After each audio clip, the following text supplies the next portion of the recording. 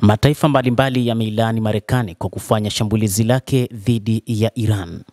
Mataifa hayo yameeleza namna ambavyo yameguswa na shambulizi hilo, huku mataifa kama vile Cuba, Chile, Mexico, Venezuela na mataifa mengine kama vile Australia, New Zealand zimetoa wito kuhakikisha kwamba hili lisingepaswa kufanywa. Mataifa hayo yameishutumu Marekani katika shambulizi dhidi ya Iran.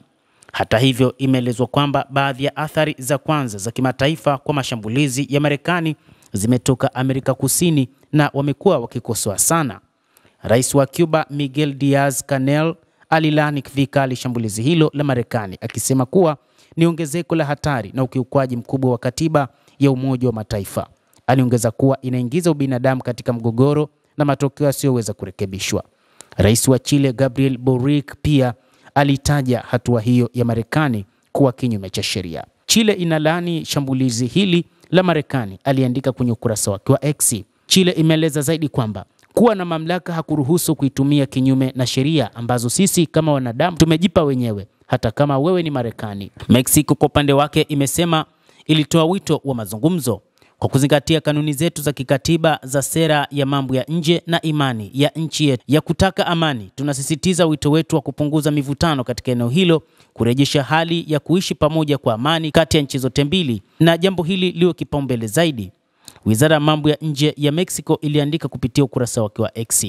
Venezuela pia ilishutumu shambulizi hilo, ikieleza katika taarifa yake kwenye Telegram, ambapo waziri wake wa mambo ya nje wa Venezuela Ivan Gil alisema nchi yake inalaani vikali shambulizi hilo la bomu lililotekelezwa na jeshi la Marekani kwa ombi la taifa la Israel.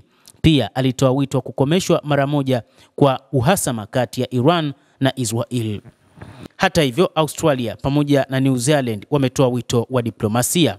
Tuna hisia zaidi za kimataifa kwa mashambulizi ya Marekani wakati huu kutoka Australia na New Zealand. Serikali ya Australia ilionekana kuunga mkono hatua za Trump kimya, ikisema kuwa mpango wa Iran wa nyuklia na makombora ya ballistic umekuwa tishio kwa usalama wa kimataifa. Ilisema inabainisha taarifa ya Trump kwa sasa ni wakati wa amani, na ikaongeza, tunaendelea kutoa wito wa kupunguzwa kwa hali iliyopo na kuwepo mazungumzo ya diplomasia. Waziri wa mambo ya nje wa New Zealand Winston Peters naye alielezea wasiwasi wake kuhusu hatua hiyo, lakini hakulani mashambulizi hayo. Ni muhimu kuongezeka zaidi kuepukwe, Peters alisema. New Zealand inaunga mkono kwa dhati juhudi za diplomasia, ikisema tunazitaka pande zote mbili kurejea kwenye mazungumzo. Diplomasia itatoa azimio la kudumu kuliko hatua zaidi za kijeshi ambazo zinaendelea wakati huu. Basi mtazamaji, endelea kutufuatilia na usisahau kulike, usisahau kucomment, kadhalika na kusubscribe channel hii ili upate habari hizi kwa mapana hapa The World News. Naitwa Adam Hussein, endelea kuwa nasi wakati wote, endelea kutufuatilia uweze kuyajua ya ulimwengu.